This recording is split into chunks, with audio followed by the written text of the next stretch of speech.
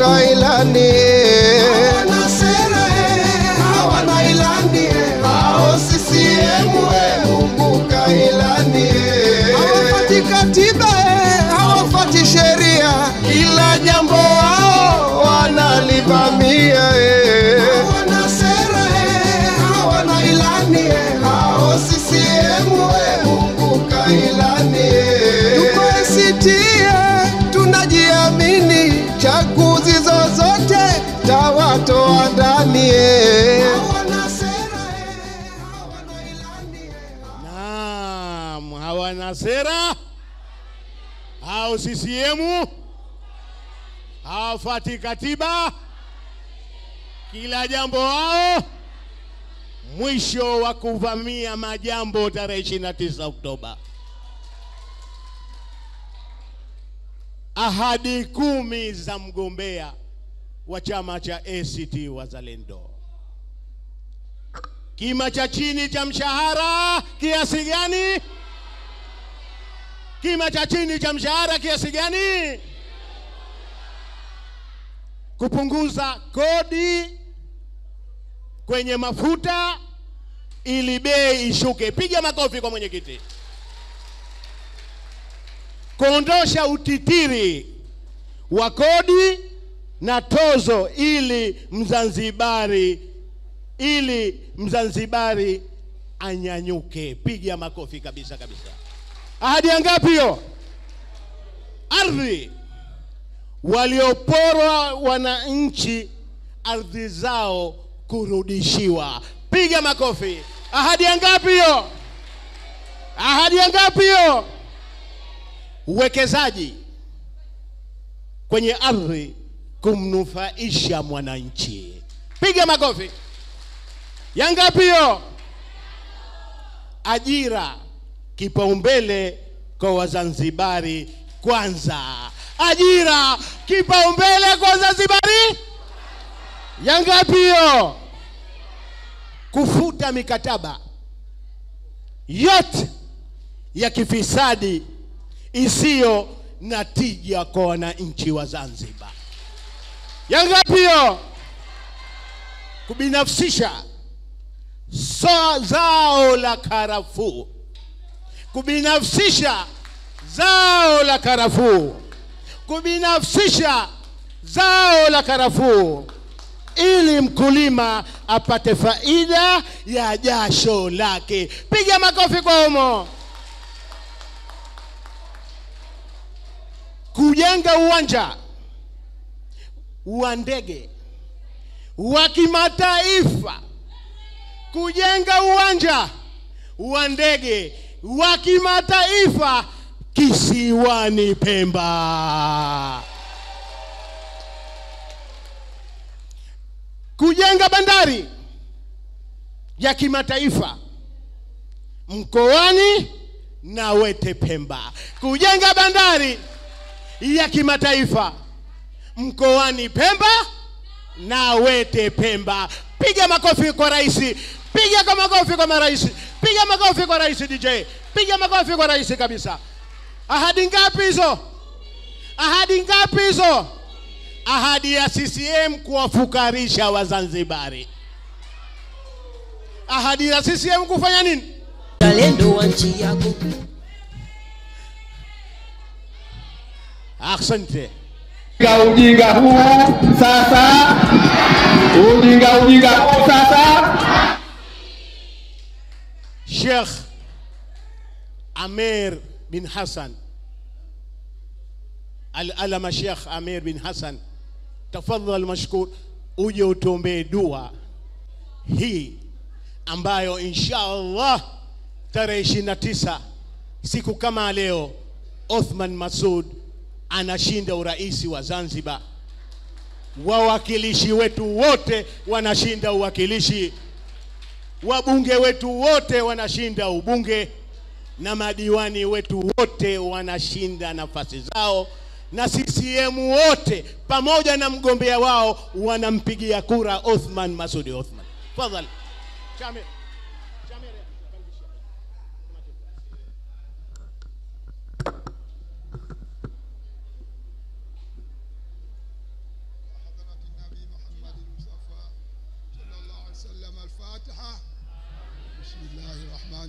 الرحيم الحمد لله رب العالمين الرحمن الرحيم مالك يوم الدين إياك نعبد وإياك نستعين اهدنا الصراط المستقيم صراط الذين أنعمت عليهم غير المغضوب عليهم ولا الضالين الحمد لله رب العالمين والصلاة والسلام على رسول الله صلى الله عليه وسلم اللهم اشف عنا الشر من البلاء والأمراض والحسدات ما لا يخشى غيرك نسألك العفو والعافية والرحمة النازلة وبركة شاملة ونقدمها إلى يوم الدين. Ya Rabbi, tunakuomba Mola wetu mtukufu, hawa vijana wana askari wao, basi na sisi Mwenyezi Mungu askari wako tunakukabidhi askari hawa, Mwenyezi Mungu washughulikie. Sisi hatuna shughuli, kwa hivyo kwa ufalme wako na utukufu wako, kama walivyokabidhiwa Kaaba na Nabii Ibrahima ikalindwa na askari wako, na sisi tunakukabidhi nchi yetu hii ya Zanzibar kwa mtu yoyote aliyokuwa kwetu kwenda kinyume, wageuze nyoyo zao, watupe kura zao kwako. Allahumma ja'alna min al-maqbulin wala tajalna fihi min al-madrudin wala min al-maghlubi alayhim wala min al-dhalin. Allahumma sahil lana kulla ma nuridu, Allahumma sala kulla ma nuridu wa najina min kulli ma nakhafu bifadlika ya latifu ya Allah ya karim ya ghafur ya rahim wala hawla wala quwwata illa billahi al-ali azim. Wa sallallahu ala sayyidina Muhammad wa ala alihi wa sahbihi wa sallam. Alhamdulillah rabbil alamin. Mwenyezi Mungu inshallah dua hii aitie baraka zote kwa utukufu wake na saa hii inshallah. Huu ndio mzee wetu Sheikh Amir bin Hassan, tunakushukuru, ametoka Makunduchi kwa kuja kuomba dua hii kwa ajili ya nchi yetu. Mwenyezi Mungu amrejeshe salama Makunduchi inshallah. Amin rabbil alamin. Mwenyekiti wa chama chetu ambaye pia ndio mgombea urais wa Zanzibar, na inshallah tarehe 29 wa Zanzibari watakuchagua kwa kura nyingi kuwa rais wao. Makamu wa mwenyekiti wa chama chetu kwa upande wa Zanzibar ambaye pia naye ni mwenyekiti wa kamati ya ushindi na ni campaign manager wa mgombea ndugu Ismail Jusaladu, Mwenyezi Mungu amhifadhi, tumpigeni makofi mengi sana. Mwenyekiti mstaafu wa chama chetu, kipenzi chetu, mzee wetu, dira yetu, Babu Juma Duni Haji, makofi kwake kabisa. Mwanasheria mkuu wa chama chetu, wakili msomi Omar Said Shaban, apigiwe makofi mengi mno sana. Naibu katibu wa organization mafunzo na wanachama ndugu Khamis Ali Salim, makofi kwake mengi mno sana, mpigeni. Mama kipenzi, Mama Zainab, mama makini, mama mwenye maono, mama ambaye kazi yake moja tu kuhakikisha chama hiki na rais wetu anakwenda Ikulu, tumpigeni makofi mengi mno sana.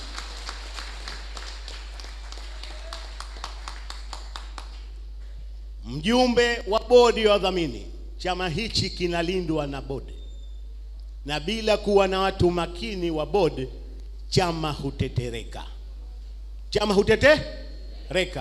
Basi kwa heshima zote kabisa, Madam Thuwaiba asimame na Muhammad Khamis Kalipso asimame, waweze kupigwa makofi kama wadhamini wa chama chetu hichi walikuwa hapa kabisa. Simama kabisa Kalipso.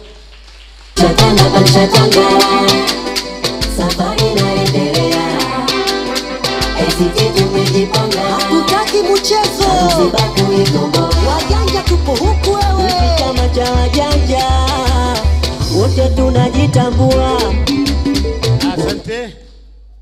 Naibu katibu mkuu wa chama chetu mstaafu, mzee wetu, mjumbe wa kamati kuu Nasor Ahmed Mazurui, pigiwe makofi kabisa. wenye viti na makatibu wa mikoa 7 ya Unguja wasimame, wapeni haki yao, wapigieni makofi mengi. Aya, piga makofi wanangu, piga makofi. Piga makofi, sijasikia, piga makofi. Piga makofi kwa ICT, piga makofi.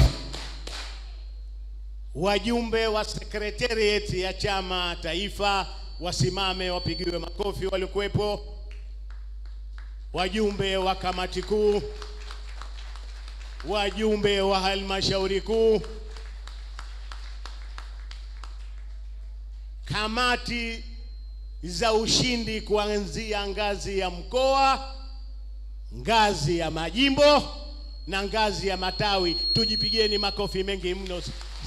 Ni mwenyekiti wa timu ya ushindi taifa ndugu Ismail.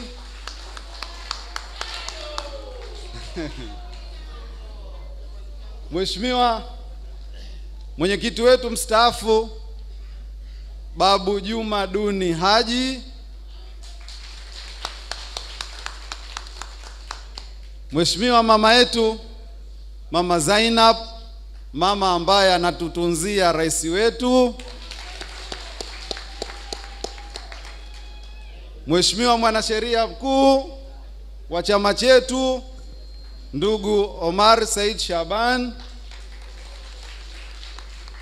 Mheshimiwa mwenyekiti wa mkoa wetu, mwenyeji wetu Mheshimiwa Ali Juma, mwenyekiti huyu wa mkoa wa Mjini Magharibi Kichama Magharibi B samani Kichama.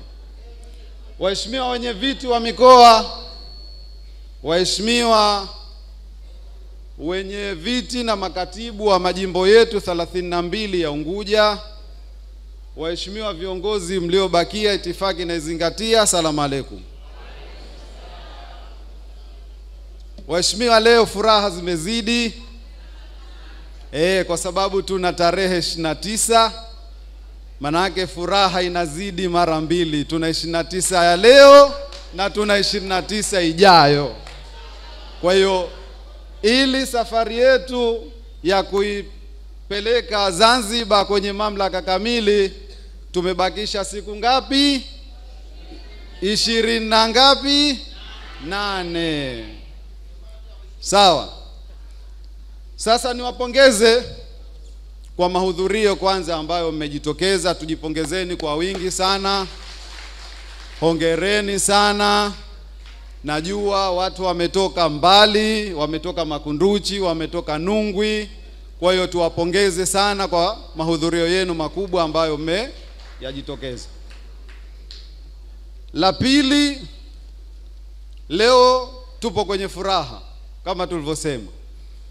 Tupo katika kuzindua timu zetu za ushindi za ngazi ya mkoa, ngazi ya majimbo na ngazi ya matawi pamoja na shehia zake. Mheshimiwa mwenyekiti, katika kutekeleza SP ya chama chetu cha ACT Wazalendo, kikao chetu cha timu ya ushindi taifa kikiongozwa na ndugu Ismail Jusaladu, tuliteua timu zetu za ushindi ngazi ya mkoa, majimbo pamoja na matawi pamoja na shehia zake. Sasa mheshimiwa, nikuhakikishie, mara baada ya kuteua timu tulishusha miongozo mikoani kwetu, majimboni kwetu, na wagombea na waheshimiwa wetu wote wamefanya kazi yao kututeulia timu zetu za ushindi za ngazi zote 3: ngazi ya mkoa, ngazi ya majimbo na ngazi ya matawi. Kwa hiyo leo hapa tuna timu za ushindi zote za mkoa, majimbo, matawi pamoja na shehia zake. Sasa leo shughuli ni watu, sio? na watu wenyewe ndo sisi.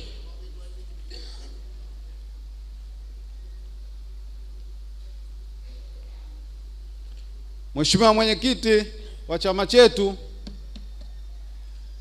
hizi timu zetu ndiyo timu ambayo itatupelekea katika safari yetu ya kuinusuru Zanzibar. Sasa leo nina furaha Mheshimiwa,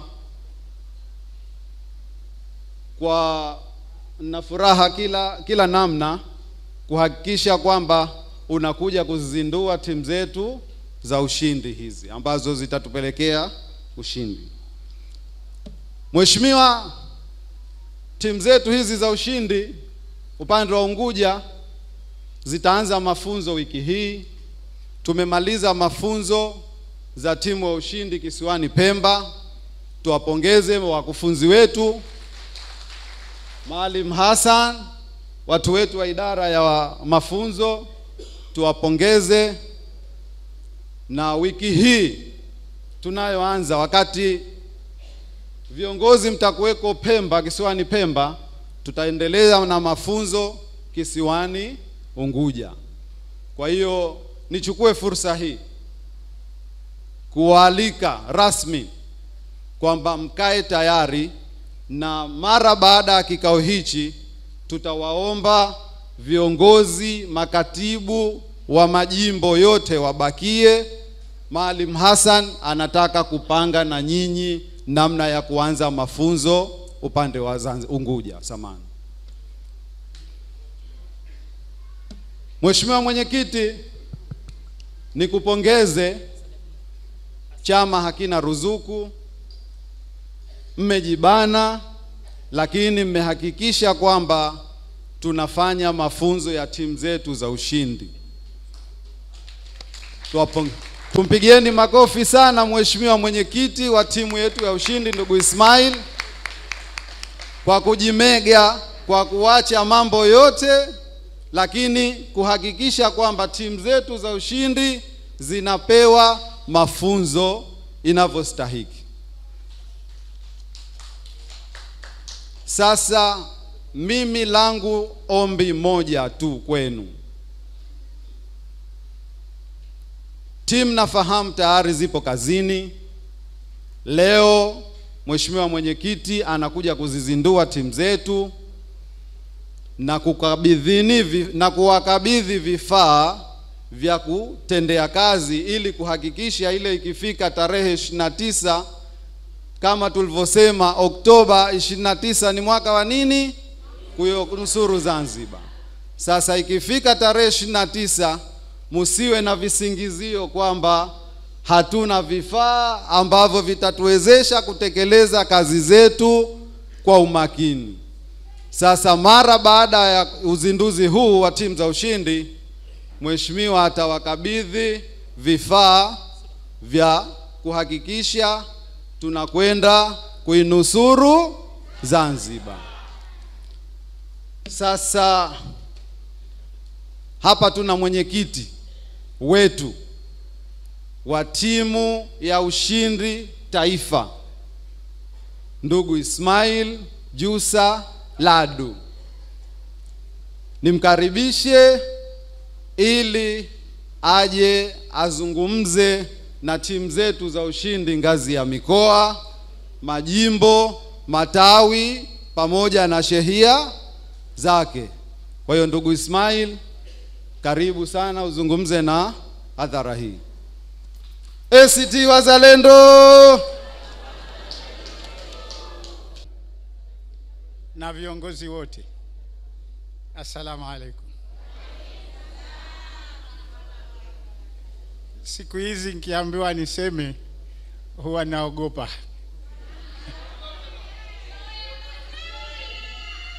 Kwa sababu ile mizuka imetetereka kidogo. Waheshimiwa, kwanza nishukuru kwamba baada ya safari ndefu tulikotoka bado tumesimama imara.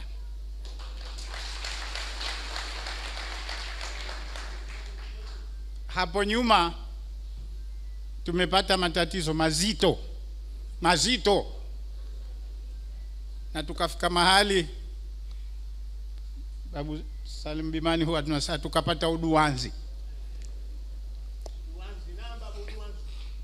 Yani tukaona tutavuka mkondo wa Nungwi. Tumefiliwa na marehemu, Mungu amrehemu. Alikuwa ndo nguzo yetu kubwa. Tukafanya uchaguzi, tukaporwa. Tukaona na iwe. Tumekwenda, tumeinuka. Wengine wakasema tena baada ya kufa Sefu Sharifu ndo mambo yatakuwa. Ndo haya.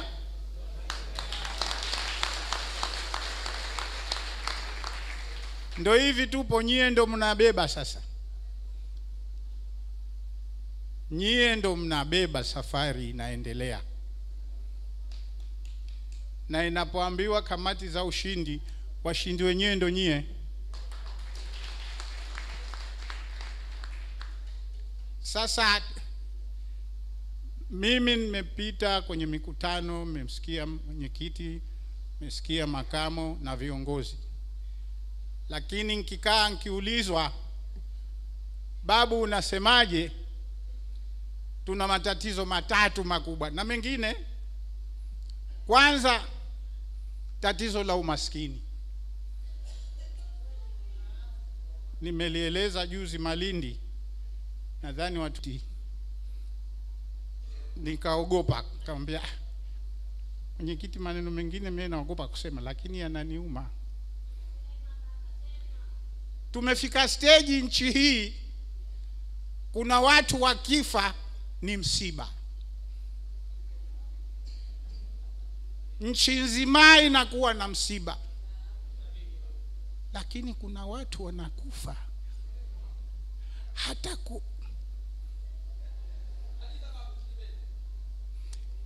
yani kama kafa huku. Tumefika stage ubinadamu nchi hii umekufa. Kwa hivyo ndugu zangu, tunaposema tunahitaji mabadiliko, hatuko salama.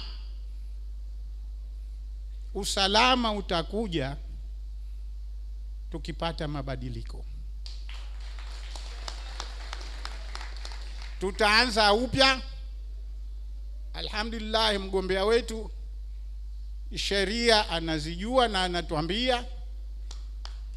Jana tukinong'ona pale Bumbwini, naambia mimi ninavyokumbuka, hata kuku, huyu kuku hutakiwi umchukue kwa sababu unakwenda mnyichinya umninginize. Ana haki zake kuku. Seuze sisi tunaojiita binadamu, wanakufa watu, hakuna kesi, uchunguzi haufanywi, wakubwa hawana habari. Hatuko salama. La tatu ambalo nalo ni kubwa, tena kubwa sana. Kila tulipokwenda watu wamenyang'anywa ardhi. Wamenyang'anywa si kwa taratibu, kwa nguvu za wakubwa. Sasa sisi ndo tupo leo tunayaona. Watizameni vijukuu wenu katika hali tulio nayo sasa. Miaka 20-30 ijayo watakuwaje? Makunduchi ardhi haipo, kaskazini haipo, jana tulikwenda Bumbwini haipo. Kila tulipokwenda ardhi haipo. Haipo vyo. Oha.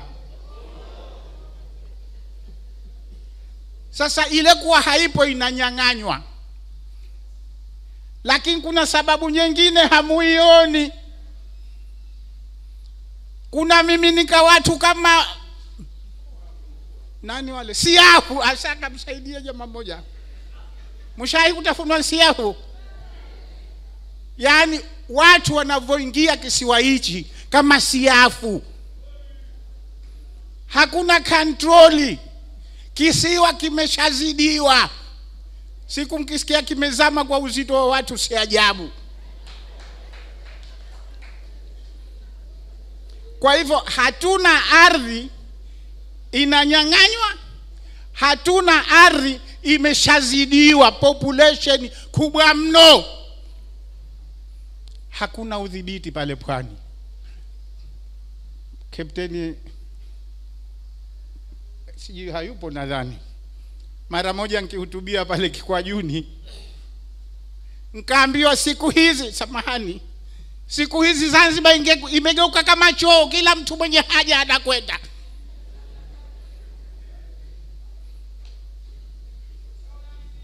Oha, kazi kwenu, nyinyi ndo mwenye dhamana muyaone hayo. Munapokwenda kwenye usanduku wa kura, kila mara nikipata nafasi nawaambia, hebu ukishafika kwenye sanduku la kura yakumbuke haya. Hivyo baada ya miaka 5 mie natia kura kwa CCM, nanunua shida, nanunua shida. Hebu fikiria uko kwenye kisanduku, unaposimamia kura yako isiibiwe, kumbuka hilo. Tuna shida.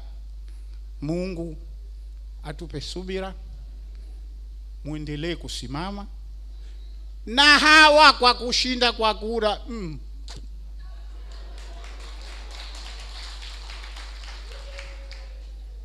Niliwaambia pale kwa masahara, lakini na kweli si siku mbili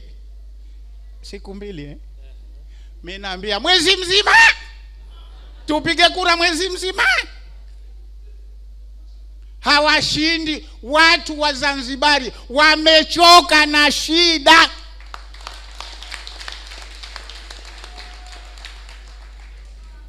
Niliwahadithia kwamba 2020 Sefuidi akaleta kura siku 2.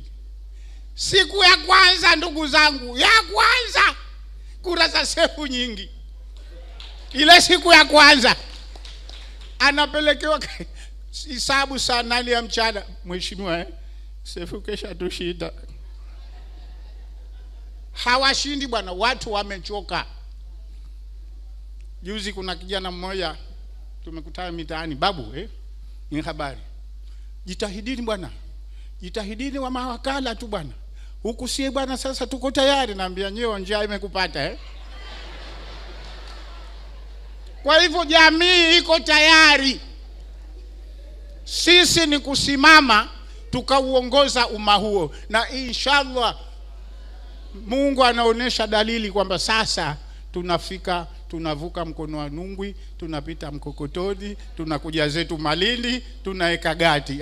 Inshallah Mungu atujalie. Bana na watu wenye kila kitu kwa maana nguvu za dunia. Wana vyombo vya mabavu, wenye hujisifu wana dola, wana mapesa, wamekwapua mabilioni, na mwaka huu ndio wametia fora. Wa lugha ya Mansuri alisema siku ile, sisi tuna 2000 yetu. Lakini hoja si 2000, sisi tunawashinda wao kubwa, sisi tuna Mwenyezi Mungu.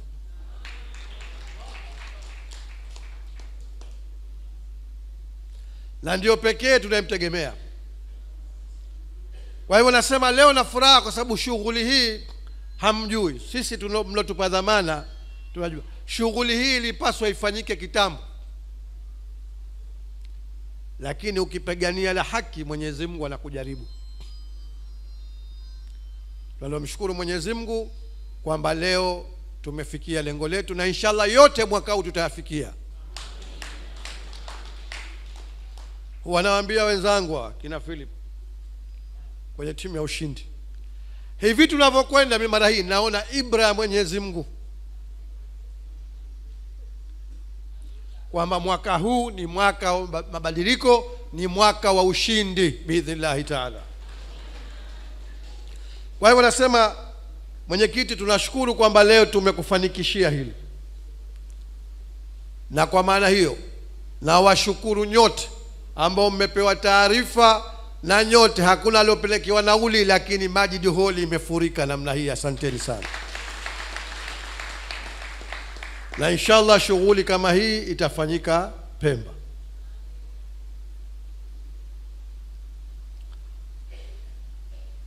Tunafanya haya mwenyekiti kwa sababu Mwenyezi Mungu yuko na sisi, na wewe mwenyewe shahidi, kwa sababu katika kwenda mbio tunakwenda mbio pamoja. Na katika hili naomba mumpigie makofi mengi sana mwenyekiti wetu, kwa sababu katika hali ya kawaida yetu ngemtwisha moja tunakuomba kura na kunadi sera zetu, lakini kwa hali zetu tunapambana pamoja na tunayafanikisha pamoja yale ambayo tunayafanikisha. Mwenyekiti, asante sana.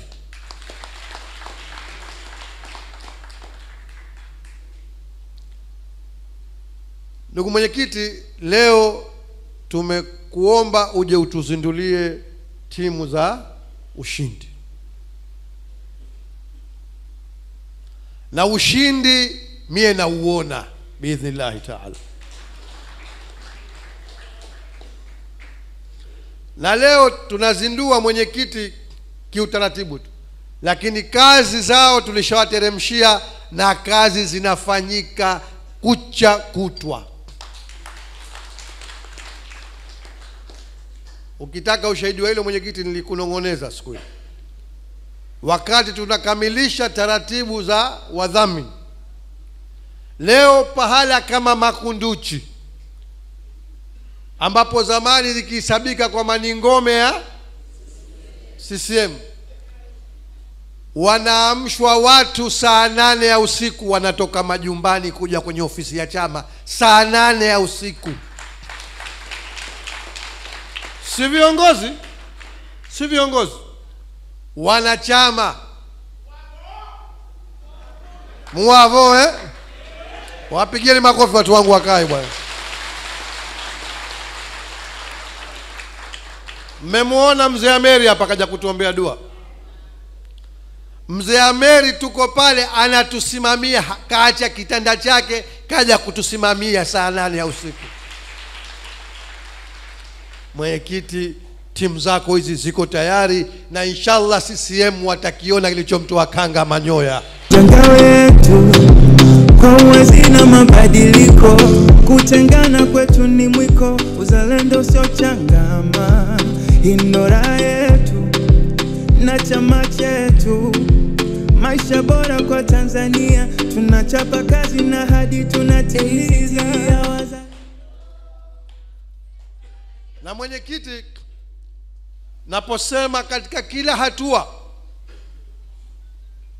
tunauona uungu, rububiyat, power ya Mwenyezi Mungu, ni katika hayo. Ushindi mwenyekiti upo si kwa sababu ya ACT Wazalendo, kwa sababu pia tuna maelfu ya CCM walioichoka idhilali ya bwa mdogo na ufisadi wake. Wengi tunafanya nao kazi tangu juu mpaka ngazi za chini. Wanatuambia tumechoka kufanywa ngazi za watu kupanda juu, wakafika juu wakapiga teke ngazi kama vile hawatoshuka, wanasubiri kuwateremsha Oktoba 29 inshallah. Kwa hiyo mwenyekiti, na ukitaka ushahidi wa hilo, tizama wewe, tizameni leo mgombea wa CCM hawaamini Wazanzibari. Shenasoro, uongo kweli? Hawaamini Wazanzibari, kila mtu hamuamini, na Mwenyezi Mungu atamtia wasiwasi na hofu. Mwaka huu atawatambua Wazanzibari. Na tizameni, wewe unapigania, unasema unataka kuongoza watu, huwaamini. Kila pahala umetafuta wasokuwa Wazanzibari ndio umewatanguliza mbele, halafu unategemea Wazanzibari hawa wakuchague. Hawa wameamua, wanakustaafisha Oktoba 29 inshallah. Tizameni kila kitu chao, hata utamaduni wa Mzanzibari ambao ni alama ya utambulisho hauamini. Tizameni mikutano yao wenyewe. Mnawaona Wazanzibari? Mnaona wasanii wa Kizanzibari? Mnaona lolote lenye alama ya Uzanzibari? Hata kucheza anaona fahari kwamba kacheza singeli. Masikini roho yako, masikini roho yake. Kio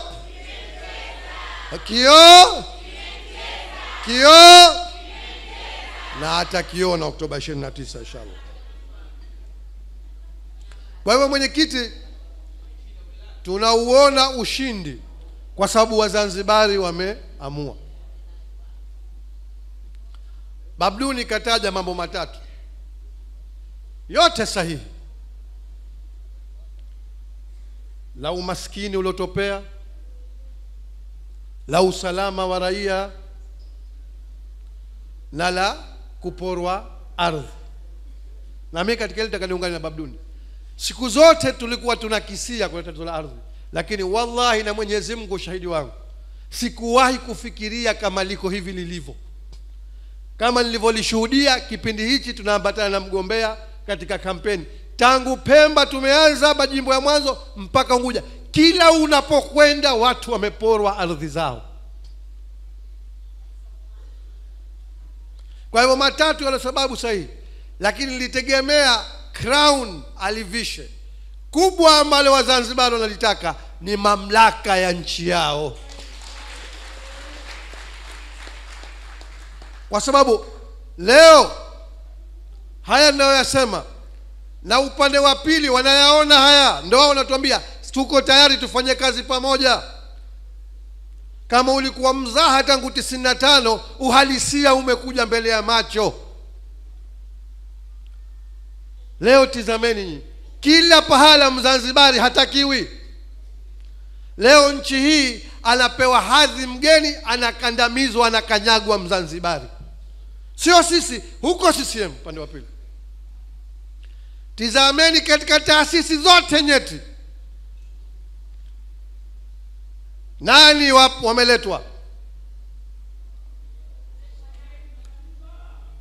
Leo achilia mbali taasisi kubwa za utawala. Tuliwahi kulieleza Pemba, tumesema tulipangia siku yake Unguja hapa. Lakini leo sekta ya afya, leo umebinafsisha huduma zetu zilizojengwa kwa jasho letu. Unaleta kampuni kutoka Tanganyika zije ziongoze hospitali zetu hapa. Na itikisema hivi kwamba iwe ubaguzi, mtu kutetea chake ubaguzi. Mnakumbuka na nilisema siku moja ndani ya baraza la wawakilishi, na mwenyekiti ulikuwa mwanasheria mkuu wetu, unakumbuka kwamba hizi hoja tunazosema sisi Wazanzibari tukizisema ikawa nongwa kwamba wabaguzi, hizi ilipokuja hoja ya kuharakisha shirikisho la Afrika Mashariki, Tanganyika walizitumia hoja hizi kukataa. Na kwa wao ikawa haki kabisa. Tena wazito wao akina Cleopa Msuya, akina Samuel Sita, alikuwa ndo waziri wa Afrika Mashariki,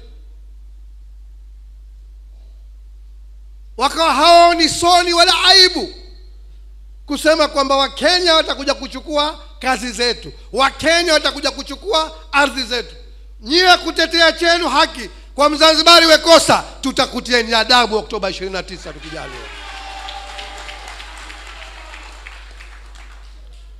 Leo unachukua huduma zetu za afya pahala pamoja katika hospitali, mnalilisha Mzanzibari daktari anajiona duni kabisa, anafanya kazi zaidi kuliko daktari unomleta. Yeye unamlipa 1,000,000, ulomleta wewe unamlipa 5,000,000. Daktari bingwa sawa sawa.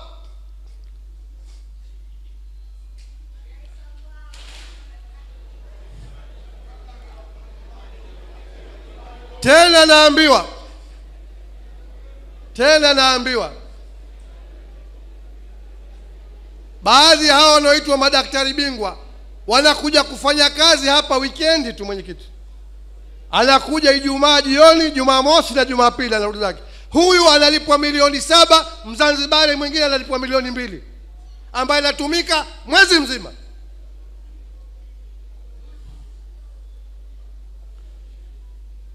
Umeleta kampuni zako, sijui Saifi,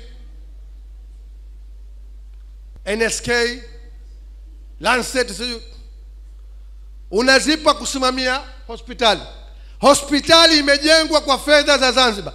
Wao unaitwa wawekezaji, hajatia hata thumni yake, Sentil Ahmar hajatia. Leo analazwa mgonjwa, kampuni inalipwa 150,000 kwa kitanda ambacho hakukinunulia hata godoro.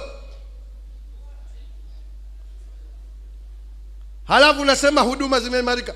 Wewe ulipokuja Wizara ya Afya, mpaka kabla hujawakabidhi wao unaoitwa wawekezaji, unaipa fungu la kutumia bilioni 19, lakini umeleta wawekezaji wako umewapa bilioni 40. Halafu ukalinganisha huduma zitakuwa sawa? Huyu unampa zaidi ya mara 2 ulichokuwa ukiwapa wizara, halafu useme tunashindwa kuendesha sisi wenyewe. Ni hujuma za makusudi.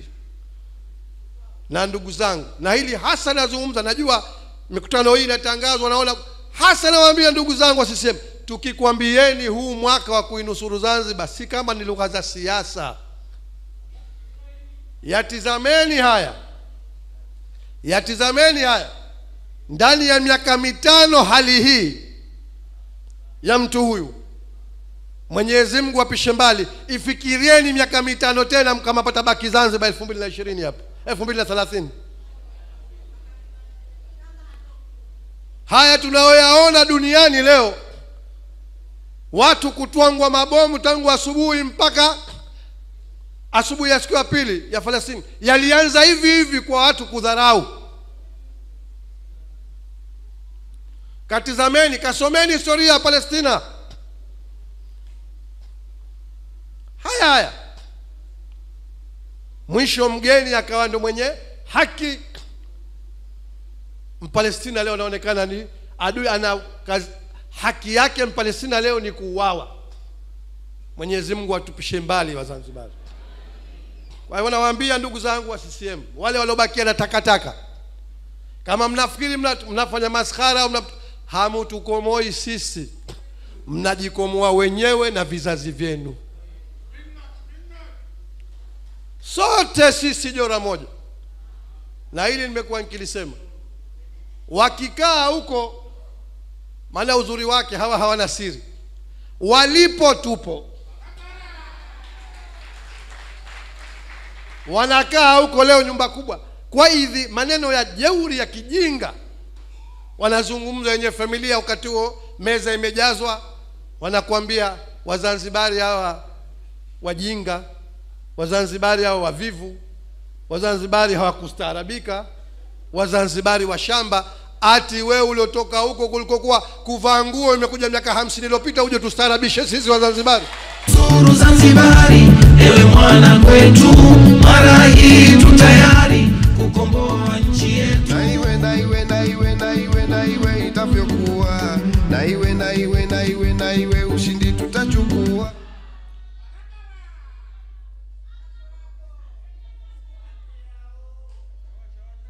Marehemu mzee Shabani Khamisi Mlo, Mwenyezi Mungu amlaze pema. Mnaokumbuka mtakumbuka siku moja alituambia uwanja wa Malindi pale tukiita Kamkunji, akawaambia, akasema, nyie Wazanzibari nyie, watu wakafikiri lugha za utani, mkifanya maskhara iko siku watoto wenu watakuja kuolewa na watu hawajapunguzwa pahala katika mili yao.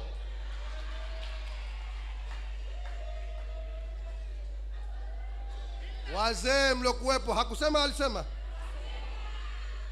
Watu walikuwa wakimwona mzee Mlo mtu wa mzaa, alikuwa na falsafa ndani yake. Waliyaona haya, na wallahi tukifanya maskhara yanakuja. Wao inawezekana kwao ada wameyazoea, wanayakaribisha, lakini si Mzanzibari. Kwa hivyo kama Mzanzibari unamwona mshenzi, kama Mzanzibari unamwona mvivu, kama Mzanzibari unamwona mshamba, sisi tutakuonyesha ushamba. Tutaungana sote, ushamba wetu tutakuonyesha kwenye sanduku la kura Oktoba 29. Mkabure, nyamazani kustiri, kinyago cha mkabure, nyamazani siku saure.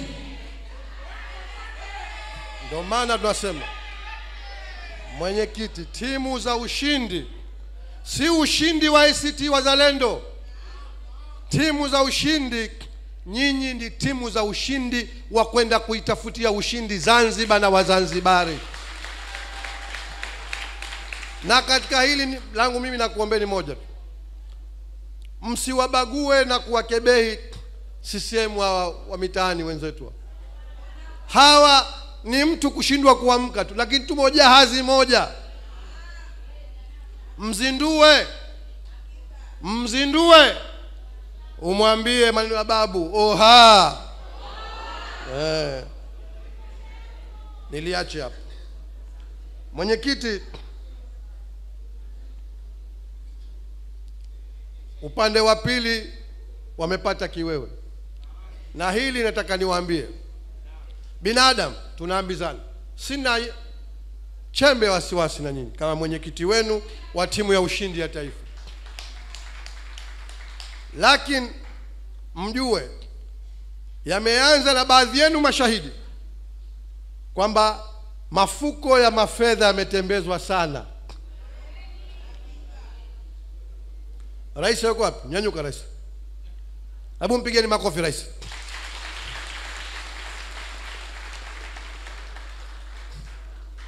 Rais huyu kafatwa na milioni 200, akasema Zanzibar na mimi na Zanzibar. Kaa kitako rais.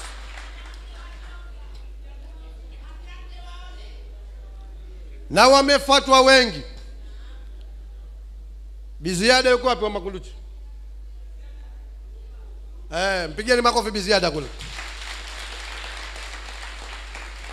Na kuonesheni kwamba kila kitu tunakijua. Abdul Malik, nyanyuka. Nyanyuka. Mekiona chuma hicho? Kaa Abdul Malik. Tunataka nini? Tunataka nini? Wamwezi wa kulima. Tunataka nini? Jihadi simama.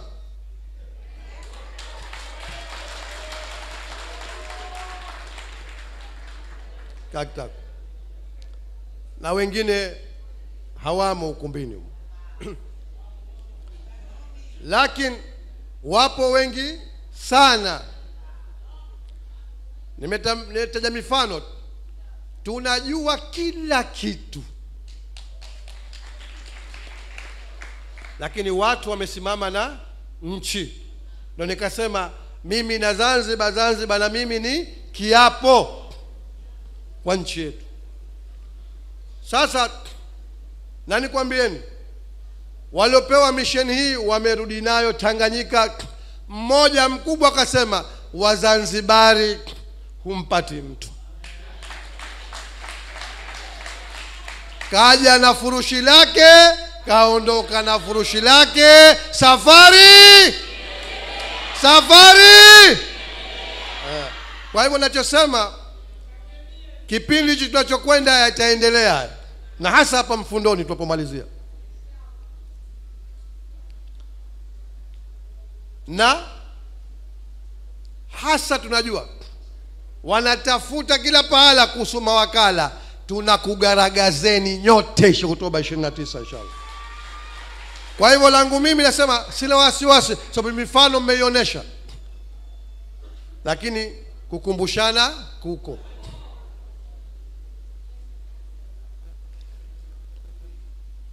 Ndugu yangu, kama mwenyekiti anavyotuambia siku zote, CCM yeye hawezi, yule ambaye yuko tayari kuleta mabadiliko, Yeye hawezi kuvaa gwanda la zambarau, wala yeye hatochukua kipande akasema mimi ni wakala. Ndio maana mwenyekiti kila wakati anatukumbusha kwamba wao wanatutegemea sisi, tumebeba dhamana na dhima, si kwa ACT Wazalendo, kwa Zanzibar. Ndio maana nikasema timu za ushindi si timu za ushindi za ACT Wazalendo, ni timu za ushindi za Zanzibar na Wazanzibari kukataa kuchukuliwa nchi yetu. La tatu,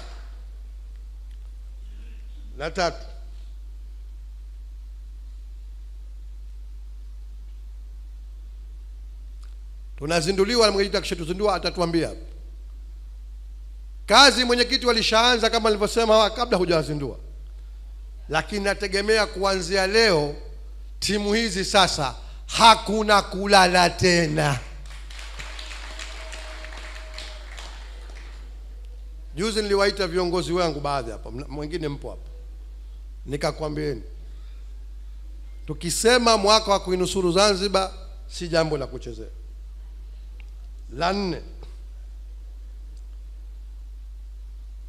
La nne, Philip kataja na akawasomea kwa hamasa kubwa sana ahadi 10 za rais wa Zanzibar Mheshimiwa Othman Masoud. Inshallah nilikuwa namwambia mwenyekiti pale, upande wa pili hata wapewe sio mabilioni, matrilioni, hawawezi kumtengeneza Philip Habibu mjomba Salum Bimani mmoja. Sema muona alivyochangamsha mkutano hapa. CCM wanaye mtu kama Salum Bimani? Kwanza wewe bwa mdogo utampata wapi wakati wewe huamini wa Zanzibar? Lakini nukta yangu nini? Kataja hadi 10, na hili nataka kulitumia jukwaa hili kuwafikishia watu ujumbe wanaotutizama na wanaotusikiliza. Kumekuwa na hoja nyingi, mbona hili bado, mbona hili bado. Jamani, wengine niliwajibu, mpaka sasa hivi hata 50% ya ilani yetu hatujaizungumza. Wala usije ukafikiri hadi 10 ndio ahadi 10. Zile tumefanya mukhtasar watangu tumezindua kampeni mpaka juzi mkutano wa 10. Lakini zitakuja na nyingine tayari zimezungumzwa. Kwa hivyo niwaambie Wazanzibari, kila mtu akae, muhimu afuatilie tu, akae masikio wazi, asikilize serikali ya wazalendo inakwenda kuwafanyia nini Wazanzibari baada ya kumuondoa fisadi na mafisadi wenzake.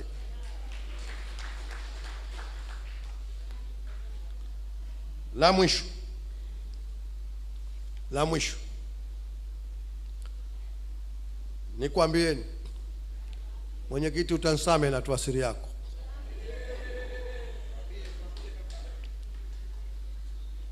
hivi tunavyozungumza mwenyekiti anakamilisha safu ya serikali yake inshallah.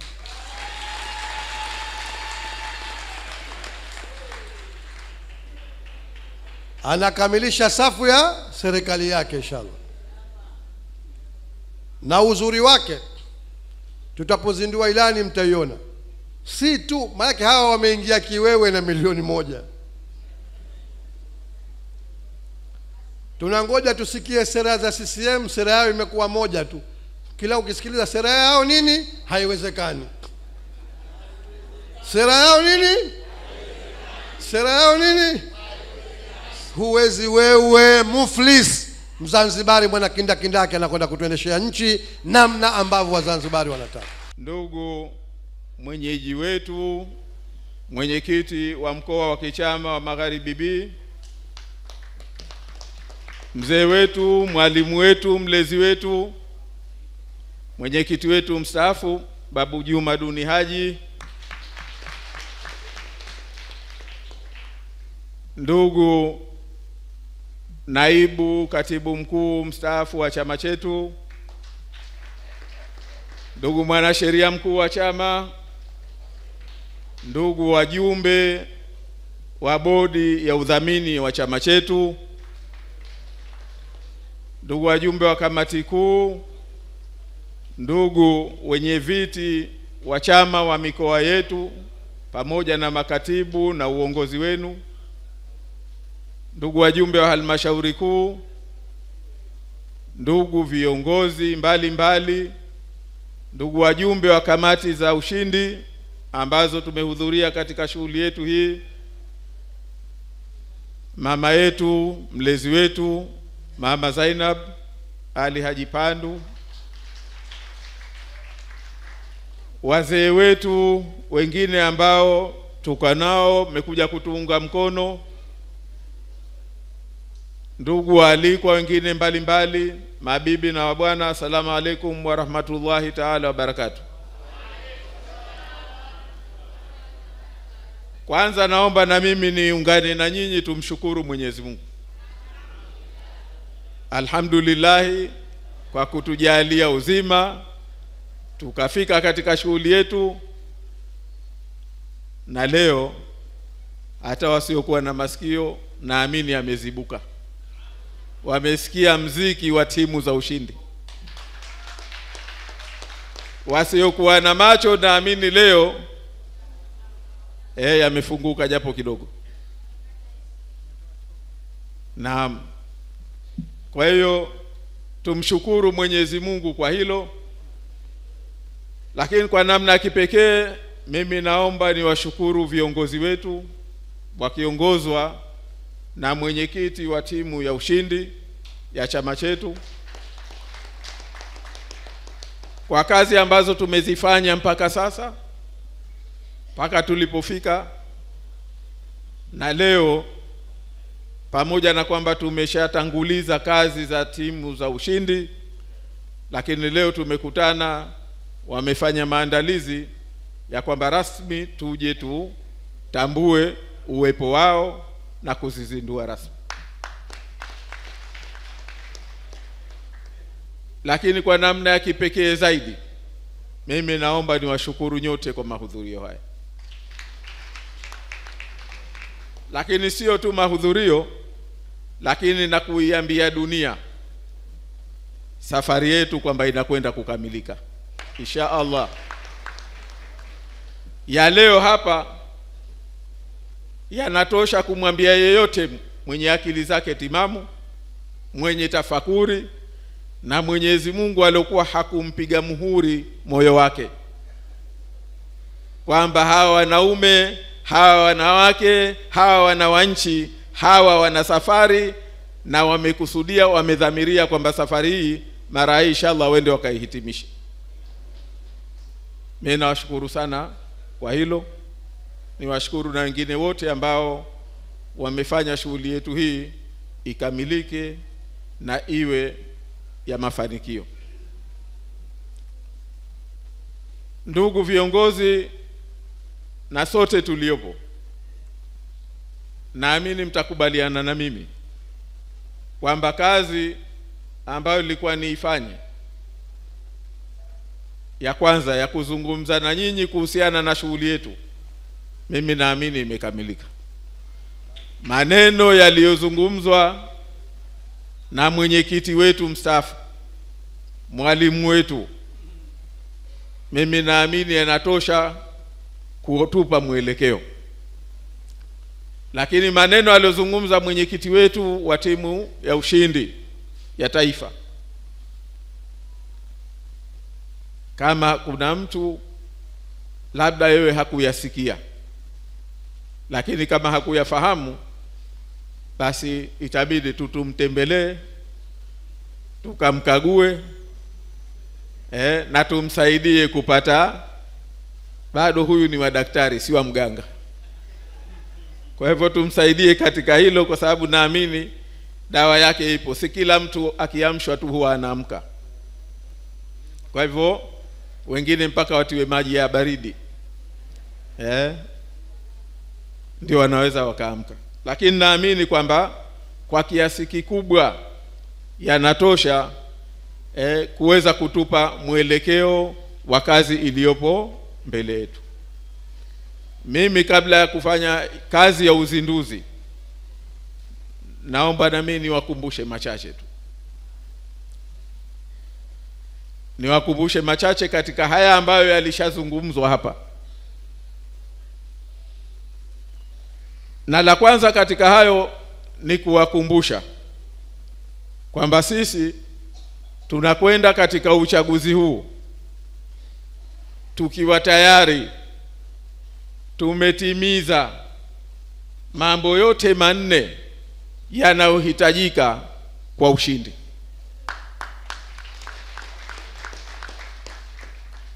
Kama huamini, basi mpaka hapa tulipofika ndio tunasema kwamba bora utuambie. Maana anasema ukishakupata dawa zote hizi na kama unaona dalili zinaendelea, ufanye nini? Onana na daktari. Kwa hivyo kama na kuna mtu bado dalili baada ya dawa hizi zote za leo na bado anaona dalili zinaendelea, kama haamini hivi, ana wasiwasi, huyu tunasema afanye nini? Aonane na madaktari. Alhamdulillah tunao wengi humu. Sote ni madaktari Kwa hiyo tunachoamini mimi kwamba hilo tumelitimiza. Na haya mambo manne ya ushindi ni yapi? Ndio hayo nataka kuyakumbusha tu. Wanajua hawa wenzangu. Babu na wenzake hapa wanajua kwamba kuna Mchina mmoja kaandika kitabu kinaitwa The Art of War. Wao wanajua kulisema mpaka kwa Kichina. Mimi kidogo na shida katika Kichina. Sanzu. Sasa katika yeye hakukusudia kwamba Art of War kwamba ni vita kwa maana ya watu kwenda kupigana hivi vita tunavyovijua sisi, lakini ni ufundi katika mapambano yoyote. Ni ufundi katika mapambano yoyote. Na kanuni ya kwanza, kaandika mambo mengi, lakini kuna mtu mtaalamu yeye kayafupisha, kayaweka kwenye mambo manne makubwa. La kwanza ni kwamba kama unaingia kwenye mapambano, lazima uwe unajua unapambania nini, unatafuta nini, unachopigania kitu gani. Mimi waulize, kuna mtu hapa ndani hajui tunapigania nini? Tunapambania nini hajui? Eti jamaa, tunayopambania yako wazi na ndio yaliyotuweka mpaka leo tumo kwenye mapambano haya. Ndio yaliyomfanya mwenyekiti wetu leo kwa miaka yote hii yumo katika mapambano haya. Ndio aliyomfanya mzee Ameri yumo kwenye mapambano haya. Ndio aliyowafanya waliokufa kwenye mapambano haya wakawa tayari kwa damu zao kupambania mapambano haya. Waliofanyiwa. Kuna watu wamekubali kuacha kazi. Kuna watu wamekubali kufukuzwa kazi. Kuna watu wamekubali wafanyiwa waliofanyiwa, madhila makubwa waliofanyiwa, na hawakutoka kwenye mstari. Kama kuna mtu kasahau, tunasema siku zote sisi cha kwanza tunachopambania ni nchi yetu.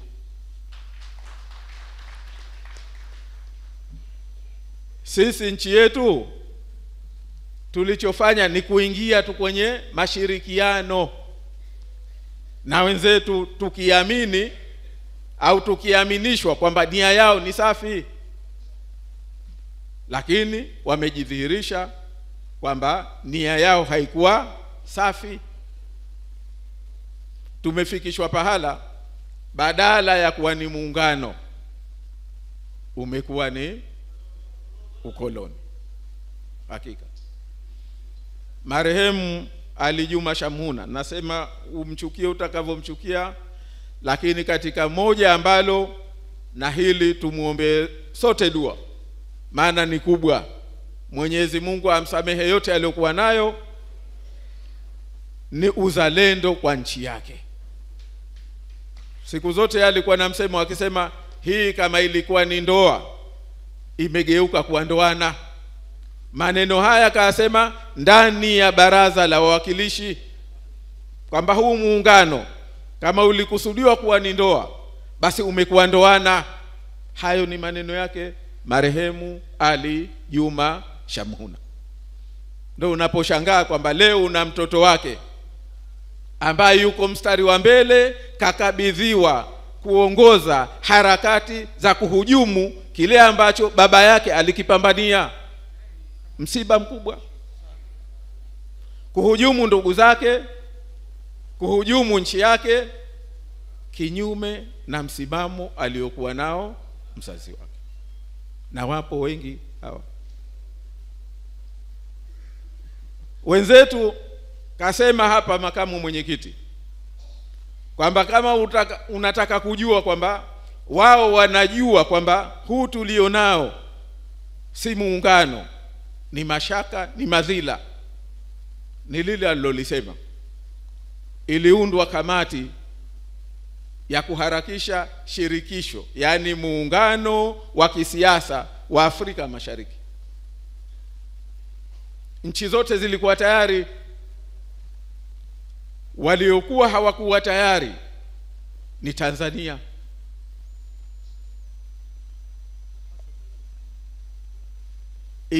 Ikaamuliwa kwamba iundwe kamati ya wataalamu. Sisi Tanzania tupite katika nchi zote hizi kuwaeleza kwa nini hatujakuwa tayari kwa shirikisho. Ndugu zangu, nisikilizeni vizuri hapa. Katika wataalamu hawa ambao waliteuliwa na Tanzania na Jamhuri ya Muungano wa Tanzania, wa kwanza ni Profesa Palamagamba Kabudi. Mnamjua nyote nadhani.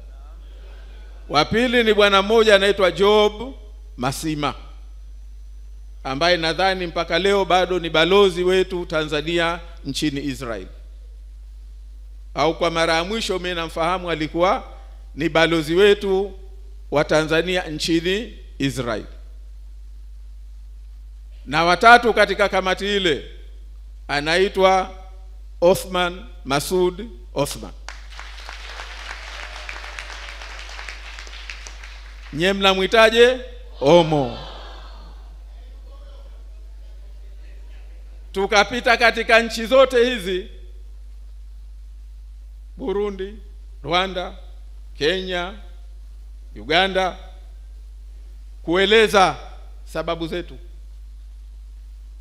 Sababu ni hizi ya matatizo ya muungano wetu wa Tanzania. Sasa leo anapokuja kusimama mtu wa Tanganyika akaniambia kwamba muungano huu uimarike, uimarishwe, yeye kakataa muungano na ndugu zetu wa damu wa nchi nyingine kwa sababu ya matatizo tulionayo katika muungano wetu, ukimfahamu utakuwa wewe una matatizo. Tumeelewana? Ndio maana tunasema sisi kwenye chama chetu hatubuni, hatusemi mambo ya kusikia, ni mambo tumeyaishi, tumekuwa ndani mwao. Hatudanganyiki, hawawezi kutudanganya, kwa sababu tuna very clear sense of direction. Sisi tuna clarity of mind, wanasema wazungu. Akili yetu, nadhari yetu, ufahamu wetu uko wazi. Kwa hivyo la kwanza tunasema sisi tuna cause, tuna sababu, tunakijua, tunapambania kitu gani. Tunafahamiana.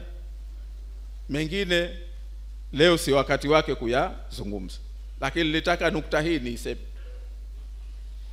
Lakini la pili anasema kwamba ukiingia kwenye mapambano jiulize hali ilivyo sasa hivi. Una sababu ya kupambana? Una sababu ya kutaka mabadiliko? Una sababu ya kuondoa kilichopo? Yeye mwenyewe anasema angalia kitu wanaita the status quo. Ndio anavyokiita status quo. Maana yake ni nini? Hali ilivyo, hali halisi ilivyo katika nchi yetu.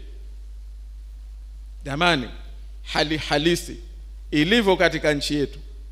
Kuna mtu awe wa chama chochote anataka aishi katika maisha haya? Naam? Hakuna Kwa sababu leo ukiachia mengine yote, leo una mtu kachukua utawala, una mtu anaendesha serikali, anaendesha nchi, lakini anaamini kwake yeye kujenga daraja muhimu zaidi, kujenga barabara muhimu zaidi kuliko maisha ya mtu. Anaamini yeye kwamba haiwezekani umlipe mtu shilingi 30,000 kwa siku. Haiwezekani, anasema. Maisha haya yalivyo, jamani, mtu apige hesabu hapa. Sasa tunapiga hesabu kwa wastani, angalau mtu wa nchi aishi tu kibinadamu, kimasikini, angalau anahitaji shilingi 40,000 kwa siku. Tena hiyo ni ya chini, hujaingiza mengine. Ile ya kukila tu, asubuhi ukapata chai, angalau mtoto akaenda kwenye skuli ya ghorofa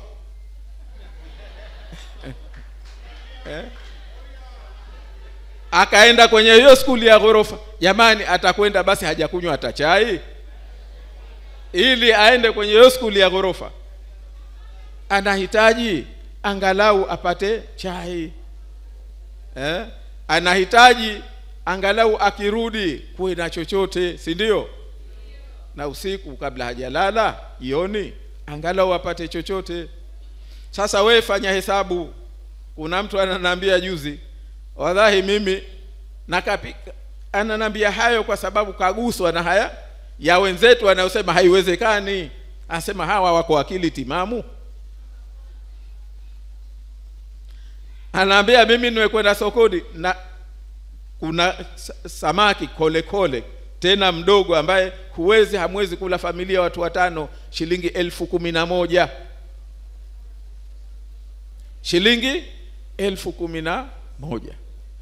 Huyo apate mchele, apate na vinavyohusika na kupika wali, apate chai ya asubuhi, apate angalau na lita yake moja ya kwenda na shughuli zake.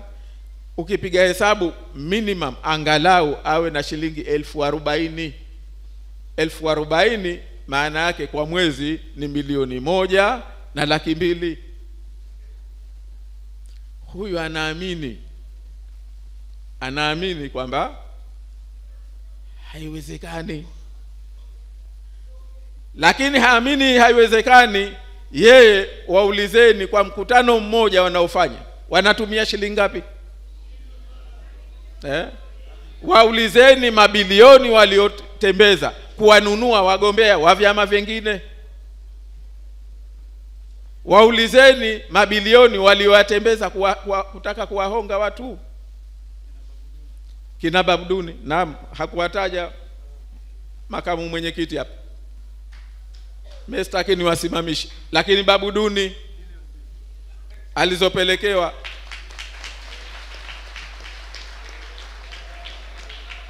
yeye akauliza, hivi wewe unataka kunipa bilioni hii, zile siku nilizopoteza kulala na mke wangu utazilipa kwa shilingi ngapi?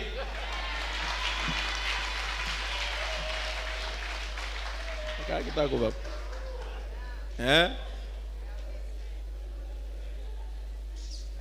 Mazurui hataki tuseme, lakini tunasema asimame na yeye. Alizotembezewa yeye, lakini Yesu wala lake dogo tu. Mimi nitakuwa mjinga sana nikakae na mtumwa sikage na wewe bwana. Kama ni hivyo si bora mimi nijiunge tu na CCM. Huu ndio uhuni, ujinga, kiwango cha hali tuliyofikishwa sasa hivi.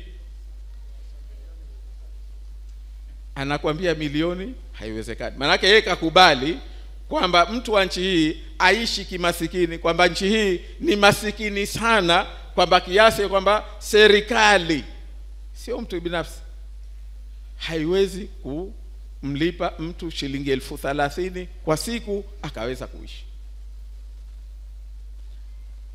Tuko katika nchi ambayo leo watu wametiwa umasikini kwa kiwango ambacho anakubali kufanya kazi ya idhilali kabisa, ya kumdhulumu, kazi ya kumshushia heshima, ya kumshushia utu wake, ya kumshushia hata imani na dini yake. Mtu kafikishwa pahala ainunue dunia yake kwa kuua akhera yake kwa kalili ya pesa. Ndugu zetu masheha, jamani, nao ni binadamu, wamefikishwa pale. Leo kwa sababu wametiwa umasikini, mtu anajiuliza, si kwa sababu wa masheha kwamba si watu, na wengine ndio maana wanasema kwamba haya yamezidi kiwango. Lakini leo anachukulishwa majukumu yote yale, kumnyang'anya mtu haki yake, kufanya dhulma, wengine kwenda kuonesha nyumba hii wakapigwe, wamefanya masheha. Lakini ukitizama mshahara anaolipwa, anashindwa na dada wa kazi.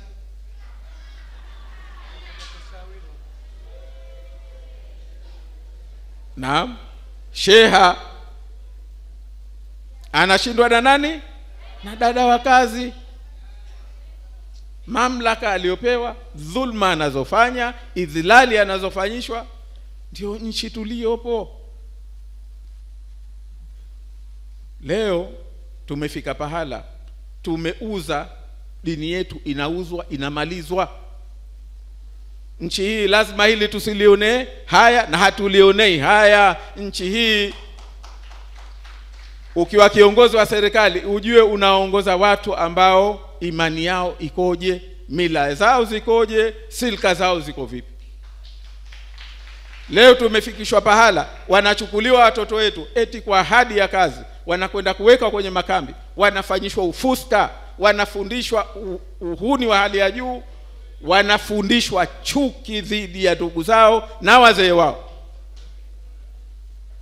Ndugu zangu, muogope kijana wako uliompeleka kwenye kambi. Hivyo unavyoambiwa vikosi vya ajira, chuki anayofundishwa, anatolewa, inangolewa mizizi ya imani, inangolewa mizizi ya dini yake, anapandikizwa chuki, anapandikizwa ufuska, anapandikishwa vitu vya ajabu, ujahili. Mungu aliotuletea yote haya, kwa watu haya hawana maana. Leo wenyewe CCM viongozi, una mwahala wanasema tulipofikia hawawezi kupita pale Mbweni matrekta. Kuna mtu anasema mimi nimebadilisha njia, ikaenda pakafungwa. Baada ya muda pamefunguliwa. Leo sote ni mashahidi, kituo kikubwa cha ufuska, kituo kikubwa cha kuvunja maadili, cha kila aina ya balaa ni Amani mkoa. Hakuna sojua. Ndio nchi tulivyo. Kusi wapi? Kusi wapi? Kaskazi wapi? Yaunganisha idara ya usalama hapa mwaka 84. Ayusha ya kutisha kabisa. Lakini la tatu anasema ukenda kwenye mapambano iulize akili ni kutumia nguvu, kakubali kwamba tayari tumemshinda. Yote sita sisi tunatafuta mawili tu na tushayapata. Huyu kesha. Kuna mtu anakwenda kushinda? Mkiambiwa serikali tunapanga sasa hivi, ni kwa sababu ya mindset yetu kwamba yote yamekaa sawa, lililobakia ni kujipanga kwa ushindi na kutekeleza yale ambayo tumeahidi.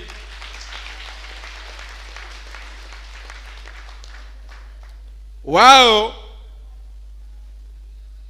wahoi wahoi wahoi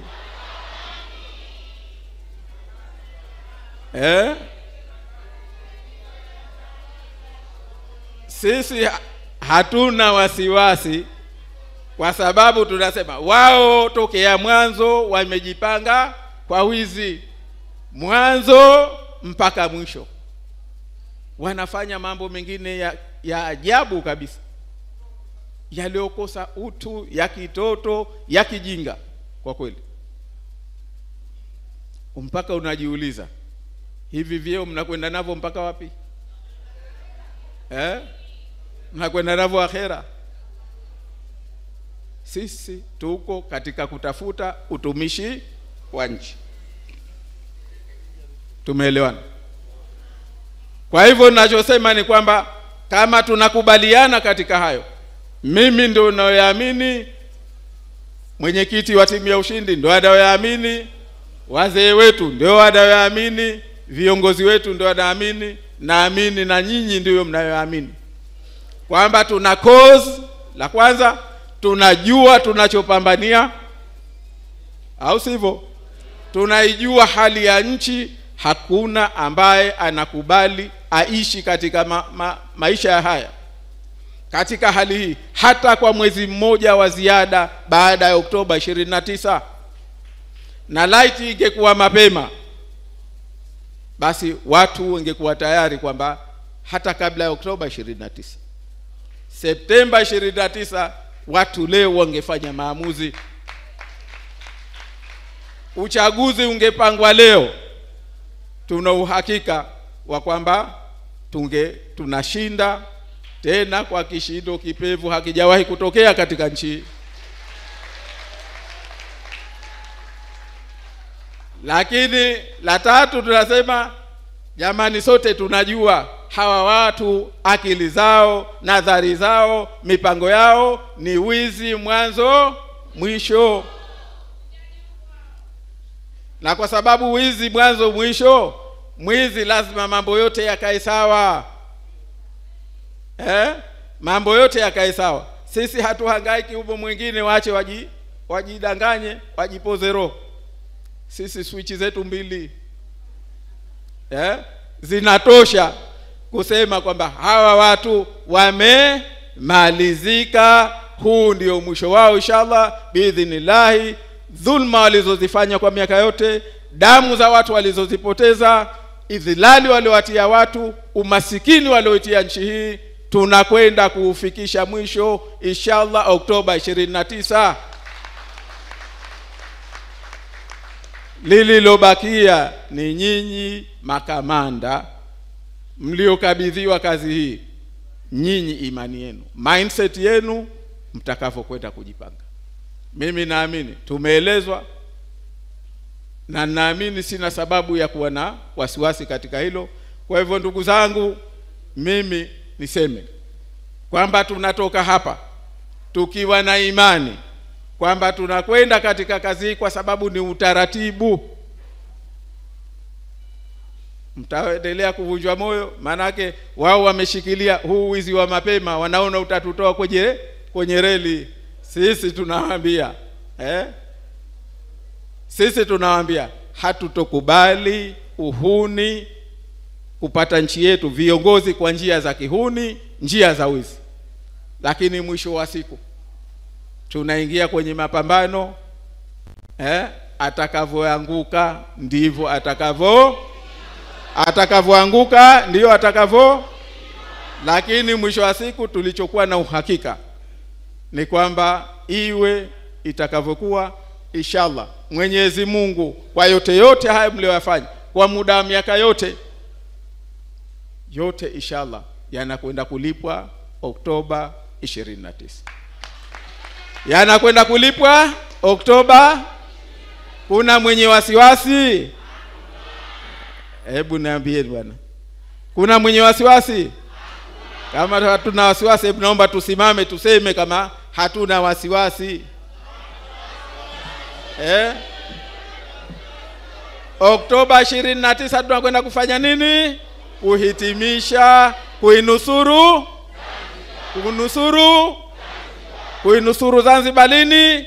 29 Oktoba.